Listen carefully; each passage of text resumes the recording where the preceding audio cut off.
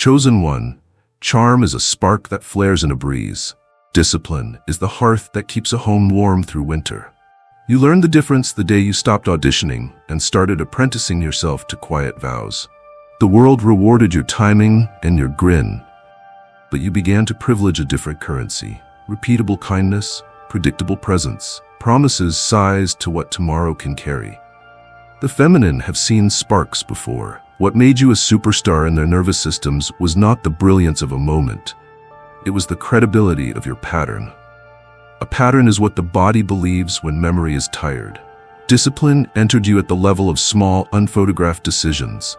You set your alarm for tenderness rather than for ambition alone. You picked food that serves clarity instead of applause. You gave your body movement without making it a performance, because a man who neglects the keeper of his breath will tax everyone else's. You learned to end a night while everyone is still kind. You returned items you borrowed in better shape than you received them, and you returned words the same way. You kept messages short when they should be short, and long when length would save someone from anxiety's arithmetic. Nothing here is glamorous. Everything here is structure. Structure is the secret of ease. Your timekeeping became an ethics rather than a technique. You stopped using lateness as a way to test how much the world would bend around you. You stopped using urgency as an excuse to talk careless. You made a treaty with hours. You would not waste them on worry if they would stop wasting you on noise. You arrived when you said you would, because reliability is the first language of reverence. Reverence is what lets the feminine body stop guarding the exits and start listening for joy. The superstar shine people feel around you is this simple. Their day doesn't have to brace for contact. Discipline taught your yes and your no how to carry weight without growing heavy. You will not say yes for applause and invoice the relationship later. You will not say no from fear and call it discernment. You accept fewer things so you can bless them better. You decline with warmth so dignity survives the boundary. The woman who has spent too many evenings decoding subtext hears in your cadence a gift she once thought extinct: clarity that does not punish. Clarity conserves energy. Energy conserved becomes attention. Attention is the wildflower joy follows. You chose maintenance over miracles. You do not ask forgiveness to clean what habit keeps dirty. You oil the hinge before the door learns to complain. You replace the battery before the smoke alarm narrates the night. You apologize at the speed dignity requires, and then you change the conditions that will make apology necessary again. The quiet logistics of love. Trash out on time, receipts kept, calendar respected, tools put back where they belong, are the choreography of devotion. The chosen ones keep this dance together. They do not expect wonder to compensate for neglect. They arrange the day, so wonder has somewhere to sit down. Discipline re-educated your ambition. You still want to build, but you will not spend people to scaffold a story. You still want to lead, but you will not confuse volume with vision. You still want to be excellent, but you do not outsource the invisible labor that excellence requires. You are the man who wipes the table as easily as he signs the check, who stacks the chairs as readily as he sets the agenda, who thanks the hands that made the moment possible before the moment forgets them. This is not humility for show. It is geometry that keeps rooms upright. Feminine women trust what they can predict, and nothing predicts more than a man who will not force exceptions to carry what systems should. You turned your phone into a tool instead of a tyrant. Discipline is not only about what you do, it is about what you refuse to let own you. You charged it far enough away that your hand had to think to reach it. You stopped feeding your outrage the kind of attention that trains it to bark. You let silence be loud enough to recalibrate your appetite. When you look up, your eyes are available to the person in front of you. Availability is the rarest luxury because it cannot be bought, only practiced. In that availability, the feminine realizes she can be thorough without rushing and honest without rehearsing. It is not a trick you are doing, it is a room you have built. Discipline changed the sound of your laughter. It stopped needing a volunteer to bleed so the joke could land. It found a register that does not make a spectacle of anyone's softness. Laughter like this survives the ride home. It makes memory gentle. It teaches the room that joy can be abundant without being expensive. A life that laughs without collateral damage is a life people will rearrange their schedules to be near.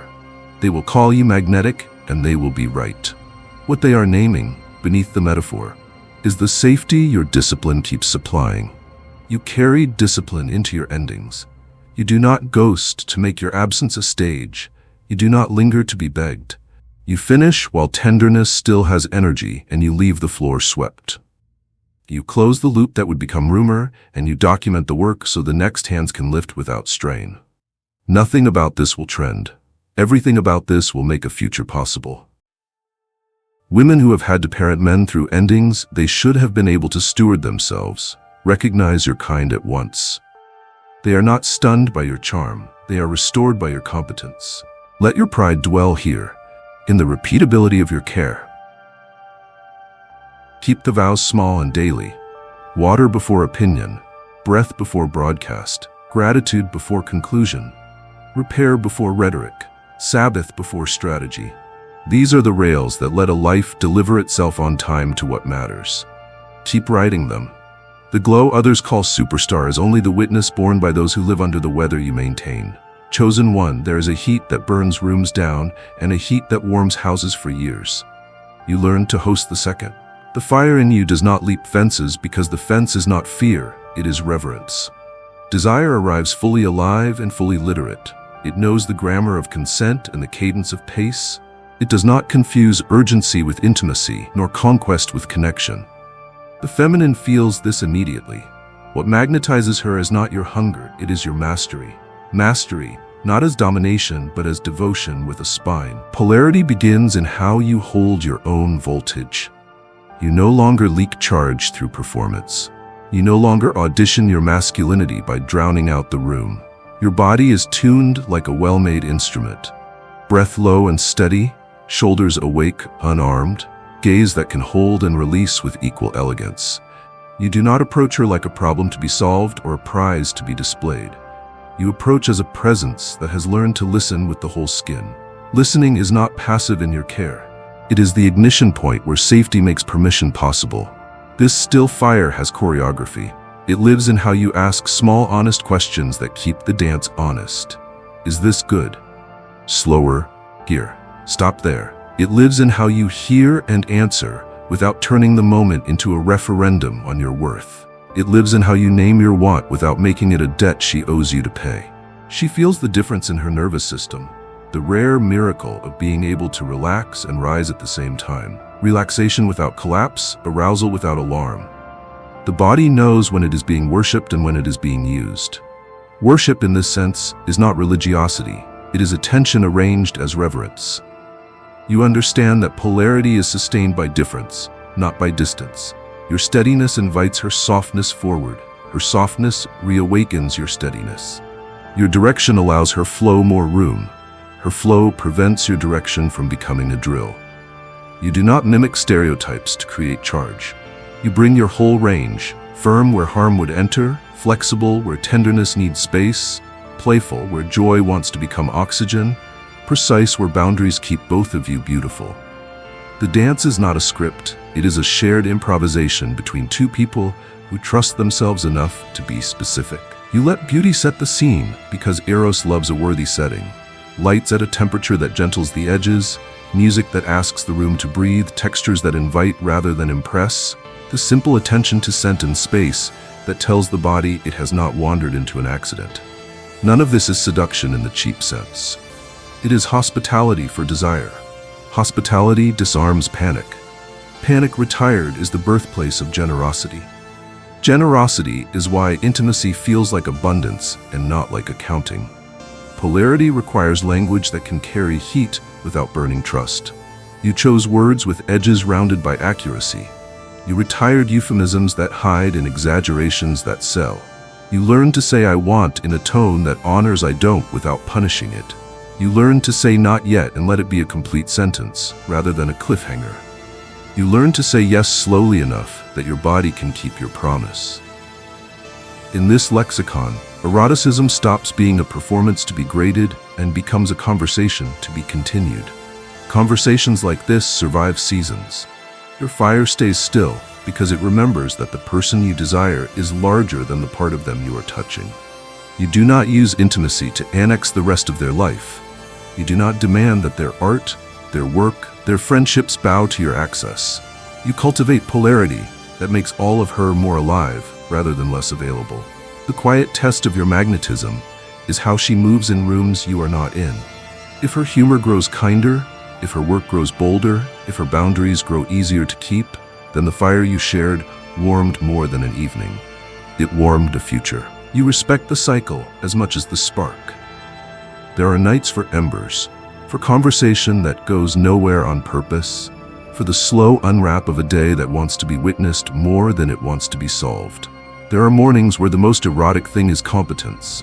The coffee already set, the schedule already softened, the car already warmed. There are seasons where touch is a language your bodies can't stop speaking, and seasons where grief needs the bed and desire waits in the next room, reading quietly, loyal, and unthreatened. The still fire knows its seasons and refuses to make any of them a referendum on love. Boundary is the bellows that keeps this fire alive. You keep your agreements with yourself so that passion never has to panic about whether it will need to parent you. You refuse to recruit substances to impersonate courage. You refuse to escalate to prove intensity. You refuse to treat consent as a hurdle cleared rather than a hymn kept. You know the difference between initiation and insistence, between invitation and persuasion. Each refusal is a brick in the fireplace. Each brick gives the flame a longer life. You carry this energy into the commons with equal care. Polarity in you does not behave like a roaming appetite. It behaves like an atmosphere of respect. You can appreciate without predation. You can admire without annexing. You can praise beauty in public in a way that blesses the person praised and doesn't turn the room into a courtroom. Women who witness this understand that your erotic intelligence is not a private costume. It is a public ethic. They want you not because you perform seduction, but because you practice safety at scale. There is a sacred quiet after great laughter and great love. The moment when the room is rearranging itself around what has happened. In that quiet, the still fire shows its final strength. You do not rush to fill it. You do not turn it into content. You hold, breathe, name what is true, and let the body write a memory it will be glad to revisit. Memory written like this is not a highlight reel. It is a standard. It will call both of you upward later when noise returns, reminding you of what you are capable of when reverence leads. Guard this fire as gardeners guard sweetness. Feed it with honest sleep, honest food, honest words. Invite counsel that can tell you when the flame is beginning to impersonate a spotlight. Keep delight on the calendar as seriously as devotion. Keep awe within reach, so desire does not forget that it is a servant of wonder, not its substitute. And keep teaching your hands what your eyes and voice already know. The work is not to conquer, but to bless. The chosen ones recognize this heat by its afterglow, the kind that leaves people more themselves than before. That chosen one is the only fame worth carrying into the night. Chosen one, there is a kind of smile that is not a mask or a lure or a coupon for attention. It is a door that opens and remains open, a light that does not interrogate but illumines, a hush that says you may set your burden down here without paying for it later. The world has coached many faces to grin like billboards, promising more than they can deliver and charging interest in the fine print. Yours is different. It was not learned from mirrors, it was learned from mercy.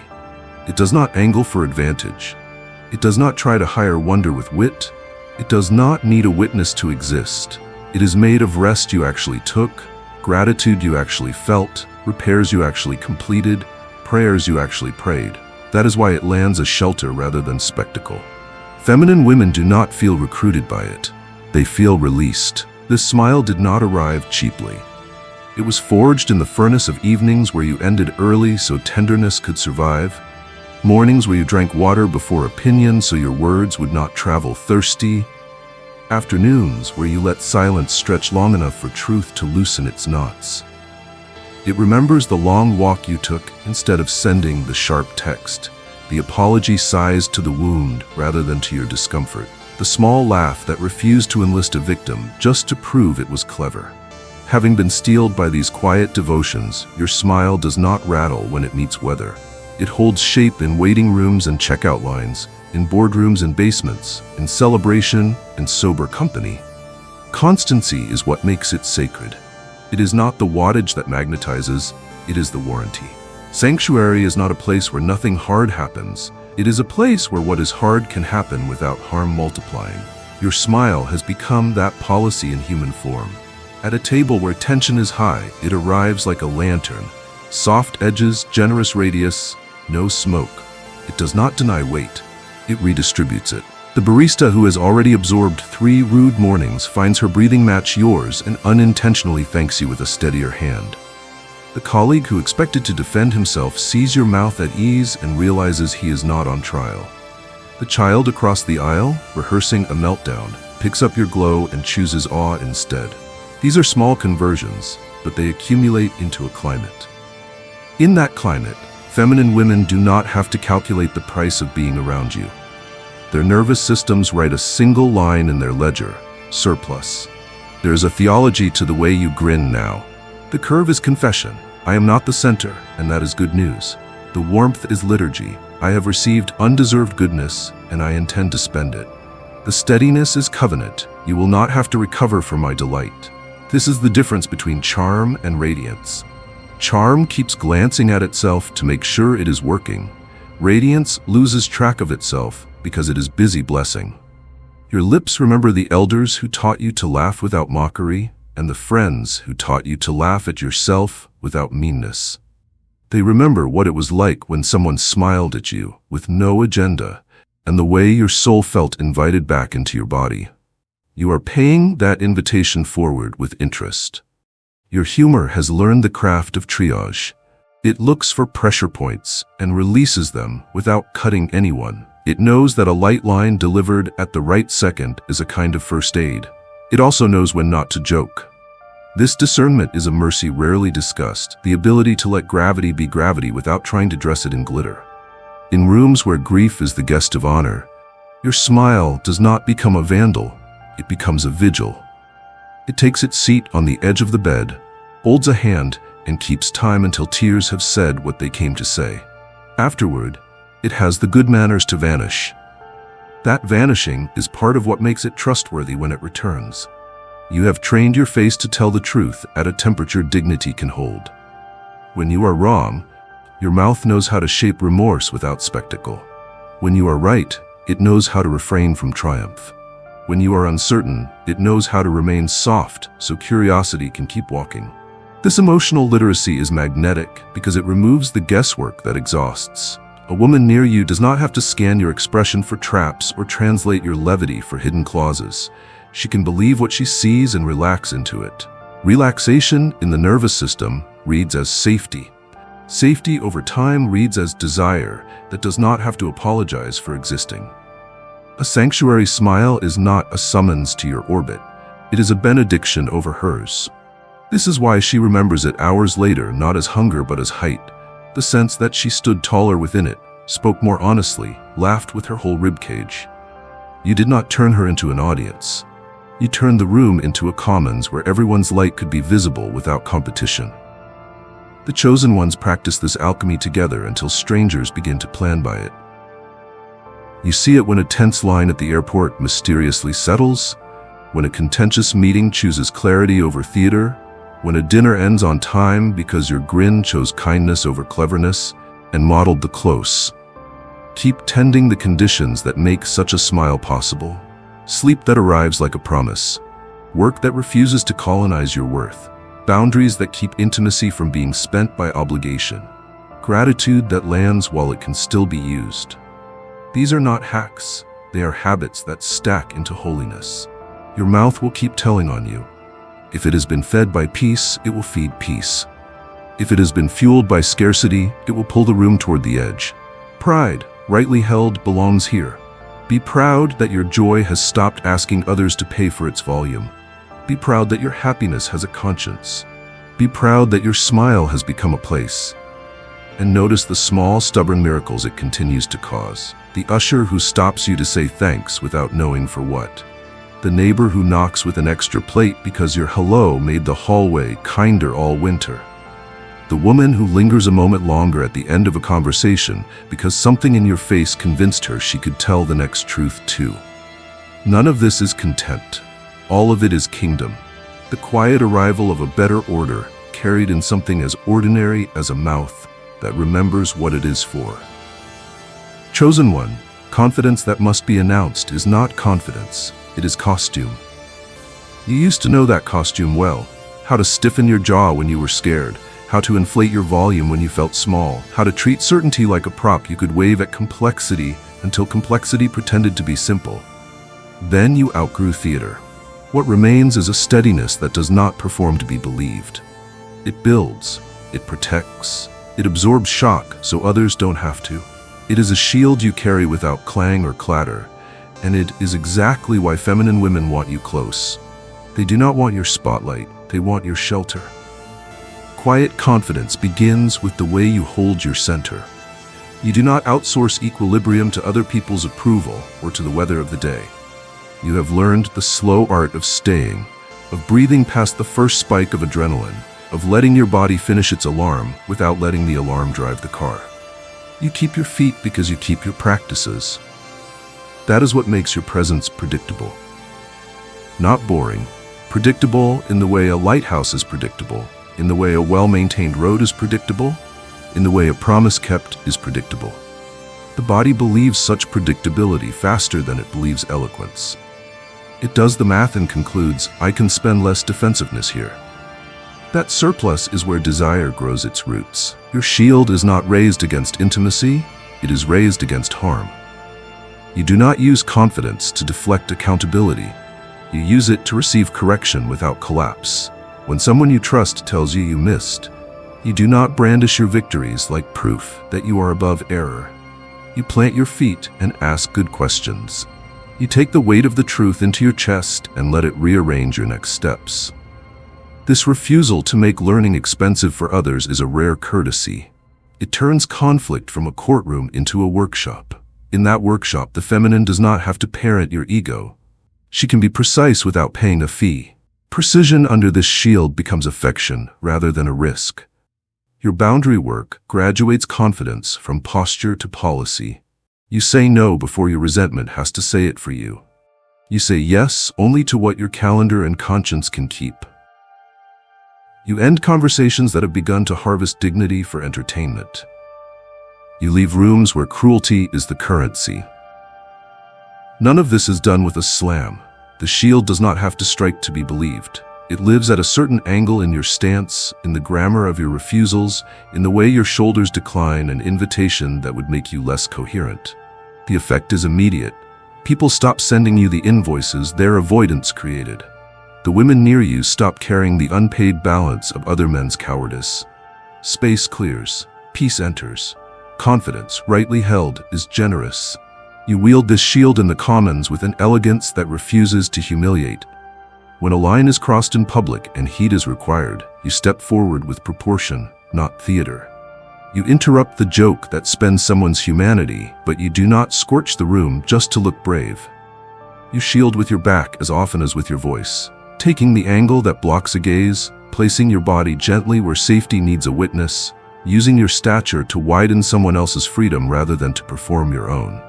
Strength like this is legible even to strangers. It translates across ages and accents. Children study it, elders bless it, women exhale around it. Confidence learns finesse when it is not thirsty. You no longer need to win every small contest to prove you can win the important ones. You let someone else be dazzling because your identity does not depend on being the brightest thing in the room. You ask the question others feared would make them look foolish, and your asking dignifies curiosity for everyone. You admit ignorance at a pace that keeps the team honest, and your admission inoculates the culture against the disease of pretending. This is leadership that does not leak stress downward. This is charisma that refuses to become a tax.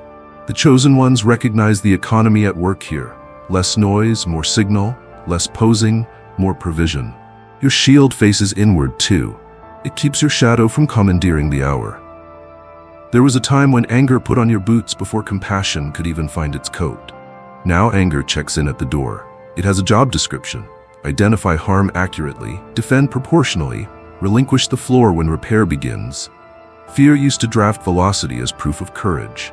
Now fear is escorted to a chair and given tea while wisdom locates the next right move. Desire used to argue that urgency was intimacy. Now desire is told the truth about time and becomes more beautiful for it. This internal governance is the quietest part of your confidence and the loudest in its effects. A woman does not have to learn your weather to survive you. She can learn your rhythm to dance with you. What makes the shield holy is its transparency. People can see through it and still feel protected. They can watch you cry and not fear that your power is evaporating. They can watch you apologize and not suspect you are bartering. Vulnerability is not a performance piece. It is the evidence that your courage is not a costume. You do not hand the shield to others and ask them to carry it for you. You keep it steady while you tell the truth about yourself. That steadiness is the difference between confession that heals and confession that harvests pity. Healing confessions strengthen the room. Pity-seeking confessions weaken it. You choose the former, and the atmosphere changes accordingly. The shield is not only defensive, it makes room for play.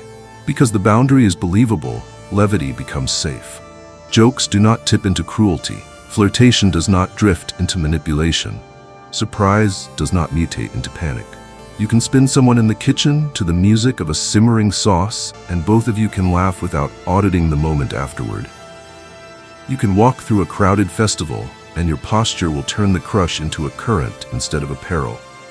You can sit beside her on a couch, and the quiet will pretend to be empty while actually being full. This is the romance people cannot name when they say you feel like a superstar. It is not fame they are sensing. It is feasibility. Love feels feasible when confidence is a shield and not a spear. Pride, held rightly, belongs here. Be proud that you are harder to knock off center than you used to be. Not because you learn to ignore, but because you learn to integrate.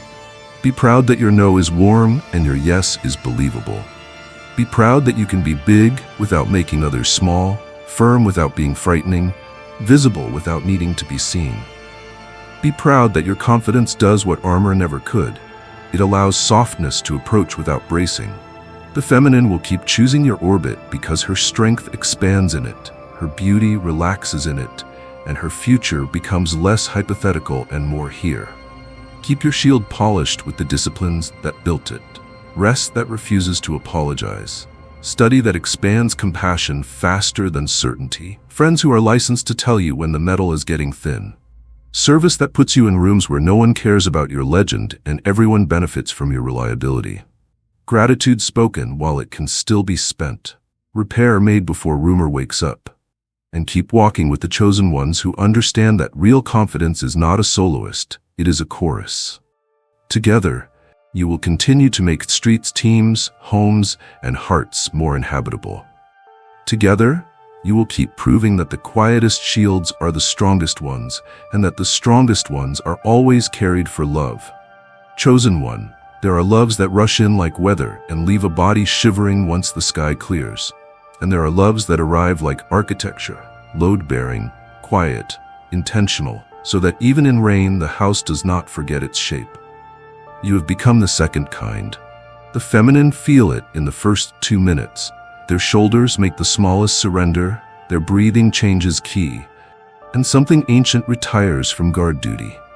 It is not because you have learned the perfect line or the perfect timing.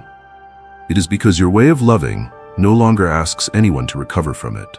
Your presence, when it cares, does not audition for a medal. It builds a room. Healing love begins where hurry ends. You are unhurried without being distant, engaged without being consuming. The pace you keep tells the truth about your intentions. You do not recruit tomorrow's trust to purchase tonight's sensation. You do not escalate to prove you can feel, nor withdraw to prove you cannot be moved. You keep your hands and your voice tuned to consent, not merely as a rule to obey, but as a rhythm to honor. Consent is not a hurdle in your world. It is the hymn that keeps desire in harmony with dignity. She hears the hymn before a kiss is ever asked for. because a man's ethics speak through his small choices long before they sing through his larger ones. You practice attention as treatment, not as surveillance. You notice without cataloging. You remember without weaponizing. You reflect details back the way clean water reflects a face, faithfully and without distortion. So she recognizes herself in your care, rather than seeing a version of herself edited for your convenience. You do not collect confidences like currency to be spent in an argument when you are losing. You keep secrets with the same reverence you keep Sabbath, because both preserve what cannot be mass-produced. In your presence, the nervous system learns that disclosure will not be converted into leverage. Trust grows immediately in such conditions. Attraction follows carefully and without panic.